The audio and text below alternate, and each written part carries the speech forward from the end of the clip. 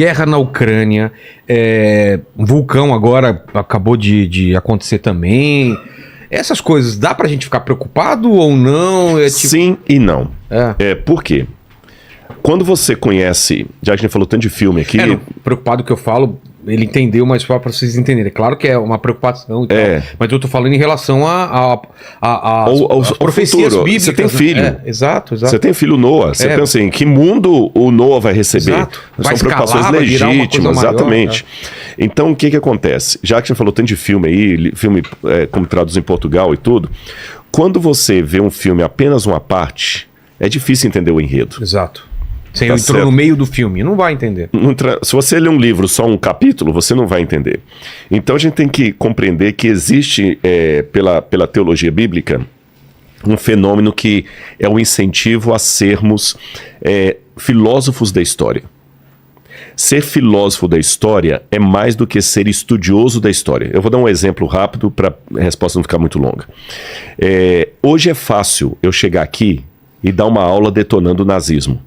Com data, o Terceiro Reich, a SS, mostrar como é que Hitler foi um demônio, a foto e tal, papapá. Agora, o gênio da história é aquele que consegue perceber o Hitler enquanto ele está no poder e não apenas depois que ele virou passado. Exato. Porque quando a coisa fica a posteriori, é muito fácil você emitir juízo de valores. Mas e quando você está vendo a coisa em curso? Mesmo na vida particular da gente, quantas pessoas ferram a vida... Chegam aí nos seus 30, 40 anos, 50 anos, falam assim, o que eu fiz com a minha vida? Ele não vê o processo, porque ele não está acostumado a interpretar a história, ele está acostumado a ver a posteriori. Aí o filho já está grande, não conversa com ele, brigou, acabou com a família, não sei o que e tudo mais. Fala assim, onde é que eu errei na criação? Ele não viu, porque, repito, nós não somos, infelizmente, treinados para testemunhar a história e interpretá-la. Nós somos treinados a estudá-la. A Bíblia me aconselha a ser um intérprete da história. Jesus chamou a atenção dos judeus da época dele, e ele falou o seguinte, vocês conseguem perceber os sinais dos tempos quando vai vir o verão e não conseguem perceber os sinais proféticos da história? Estou sobre o rumo é para ficar desesperado e tudo. Te dá uma chave. Ela me dá uma chave, primeiro, como eu falei, e testemunhá-la, não apenas a estudar a história. Aí eu dei o exemplo aqui do nazismo e tudo mais. Voltando à questão... Isso vale também para quem quer uma analogia melhor, uma analogia mais para os tempos atuais, é um jogo de futebol. O técnico é aquele cara que tá decidindo na hora. Exatamente. E aí tem o cara que assiste, o cara deveria ter tirado aquele cara, porque que o tal pessoa bateu o pênalti. Mas depois que aconteceu o jogo, é muito fácil você analisar e ver quais foram os erros. Mas pro técnico que tá lá, vivenciando aquele, tendo que tomar decisões, nem sempre ele consegue ver o todo, né? Exatamente. Depois que passa, o comentarista da TV, pois é, mas ele errou porque ele não colocou fulano. Olha, se ele tivesse colocado fulano, não tinha acontecido o que tá, mas ele não estava tomando aquela decisão na hora. Comentar o futebol depois que ele acabou é muito mais fácil. Então a Bíblia me faz esse desafio mental. Estude, não seja apenas um historiador, seja um intérprete da história e uma testemunha dela enquanto ela está acontecendo. E a partir disso, tenha também a visão a longo prazo. Vamos voltar à ilustração do livro e do filme. Uma vez um garotinho, eu contei essa história aqui inclusive, já que estamos recapitulando, eu contei essa ilustração aqui e vou contar de novo. O menininho estava lendo um gibi, o Avengers, qualquer coisa lá, né? Como é que fica o Avengers em português? Vingadores. Não, em português de Portugal, agora eu não sei. Os Vingativos. Os Vingativos. Então ele estava vendo ali o gibi e estava vendo que o herói sempre apanhava. Sabe, o herói apanhava, ele via que o Loki batia lá no Thor e aquela coisa toda, e ele tava vendo cada vez, ele falou, peraí, tem alguma coisa que tá errada. Ele colocou o dedinho ali onde ele estava lendo, como marca-página, e foi pra última página. E na última página, você gosta de gibi, você sabe disso. O herói vence. Agora que ele sabia que o herói vencia, ele voltou a leitura para onde ele estava, e toda vez que o bandido tinha uma vitória, ele falava, você não sabe. Você não sabe de nada, inocente. Aí o bandido dava uma gargalhada, falava, pegou nada, se você soubesse o que eu sei.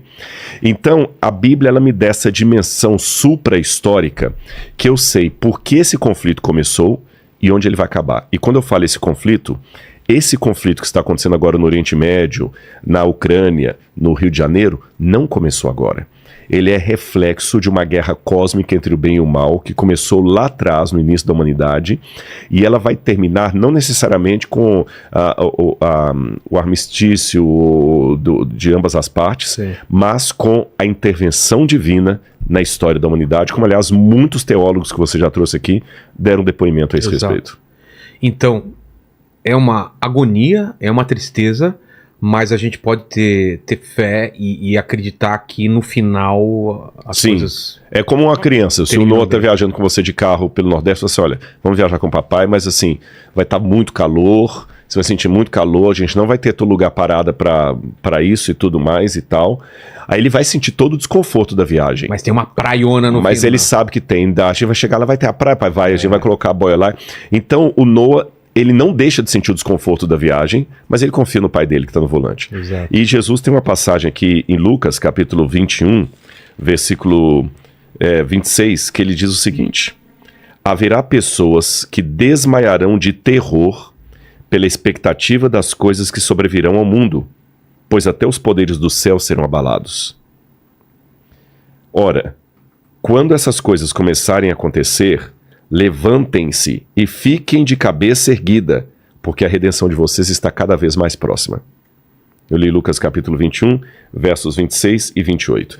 Então, Jesus mostrou que haverá o terror, o medo, o pânico, mas ao mesmo tempo, vamos respirar porque a redenção se aproxima. E tem muitos sinais que são difíceis de a gente entender, muita figura de linguagem no Apocalipse, mas como que a gente deixa o coração tranquilo de, putz, se eu só for enganado, e se eu seguir o anticristo e a marca da besta, cria uma certa tensão, mas como que a gente pode ficar tranquilo e saber que a gente está na direção certa? Qual é a tranquilidade que a gente tem para não cair na lábia de falsos profetas ou de, sei lá. Eu só tenho uma resposta para dar para você, ela tem que ser adenominacional. O que é isso? Ela não pode ser uma resposta baseada na igreja que eu sigo. Ah, tá. Porque senão, Só os que seguem da minha linha que vão ser salvos. Exato. A minha resposta é o seguinte: que você tenha uma ligação com Deus tão genuína, tão real e tão honesta e tão sincera, que ninguém possa pensar o contrário. E essa ligação sua com Deus, ela vai ser destacada por dois princípios que Jesus colocou. Você vai amar a Deus sobre todas as coisas e vai amar o seu semelhante como a si mesmo.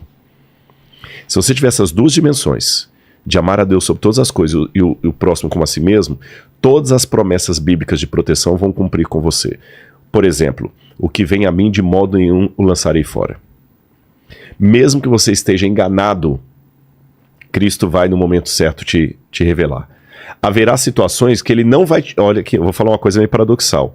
Pela história bíblica, haverá momentos em que Jesus não te tirará do ambiente errado.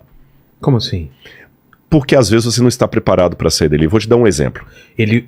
Você vai estar num lugar errado. Errado, e ele não vai te tirar de imediato de lá. Vou dar um exemplo para você. Houve um endemoniado de Gadara. O camarada era endemoniado. Ele vivia no meio dos pagãos. Ele vivia no meio Gadara era uma cidade, não era uma cidade de judeus, era uma cidade, não tem que existiam porcos ali. Quando Jesus expulsa o demônio do menino, ele falou: Senhor, deixa eu te seguir lá na Galileia. Ele falou assim: não, fica aqui e testemunha para os seus. Ora, o menino não virou cristão, porque o cristianismo ainda não estava, e nem se tornou judeu.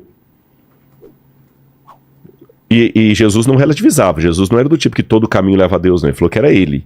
E quando ele conversou com a mulher samaritana, ele deixou bem claro. A mulher falou o seguinte: olha, vocês judeus falam que tem que adorar em Jerusalém, mas nossos pais adoraram aqui. Ele falou assim: olha, calma, fica na sua, porque a salvação vem dos judeus.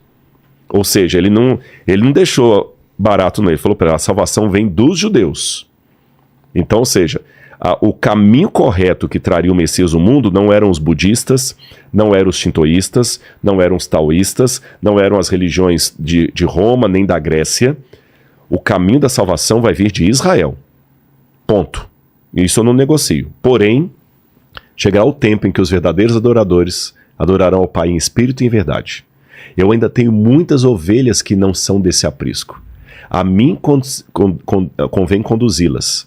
Mas chegará o dia em que haverá um só rebanho e um só pastor. Agora eu vou colocar o entre linhas ali. Até que esse dia chegue, haverá ovelhas que não são desse aprisco. E qual que é esse aprisco?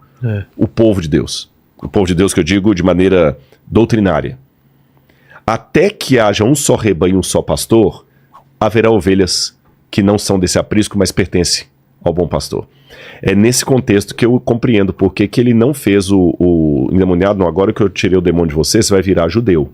Não. Você vai circuncidar, você vai guardar o Shabat, você vai deixar de comer carne de porco. Fica aí, prega para os seus, fica aí. Então, hoje, por isso que eu falo que a gente tem que deixar Deus ser Deus. Eu tenho que ter uma convicção do que eu sou para não ser hipócrita. Por que eu sou adventista do sétimo dia e não testemunho de Jeová? Eu tenho que ter uma razão doutrinária. Senão eu vou ser hipócrita. Sim. Tá certo? Ou então você vaquinha de presente, você gado. Eu tô lá porque tô. Por que eu não sou da Assembleia de Deus, eu sou presbiteriano? Por que eu sou espírita e não católico? A pessoa tem que saber. A convicção. E dentro dessa convicção eu tenho que entender que o povo de Deus é maior do que a igreja que eu frequento.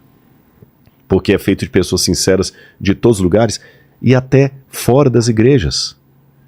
Porque, não estou fazendo aqui jogando confete, mas tanto o Pirula aquele dia como o Sérgio, eu vi uma coisa tão bonita, uma espiritualidade tão bonita neles. Isso que eu queria que as pessoas entendessem. Como é que eu vou agora falar não? Eles sabem, eu deixo Deus julgar, não sou eu. Exato, que a gente não tem como saber. Eu não estou negociando, você percebeu que eu não estou negociando aquilo que eu acredito. Se você me colocar aqui junto com o Saião, que é meu amigo, e falar assim, Rodrigo, qual dia você acha que tem que guardar? É o Shabat ou o domingo? É o Shabat. Não tem conversa. Eu não bebo. Exato. E pronto, final. Não negocia. Não negocio. Mas não te dá o direito de julgar a pessoa se ela vai pro céu, se ela vai pro inferno. Exatamente. O meu dever é testemunhar o melhor que eu puder do Deus que eu apresento, de modo que você sinta paz ao falar comigo e não angústia. Certo. A não ser angústia porque eu tô te ensinando a crescer e crescer dói. Fora nesse detalhe, você entendeu? Agora, esse deve ser o dever de todas as pessoas. Então eu acho que se todos nós estivermos firmes, amar a Deus sobre todas as coisas e ao próximo como a mim mesmo, isso vale para todos, até pro ateu. Mas eu não amo Deus, como é que eu vou amar um Deus que eu não acredito em Deus? Tudo bem, mas se você ama um princípio do bem, então pega o bem. Porque o bem é um dos atributos de Deus, o amor é um dos atributos de Deus. Coloca isso ali no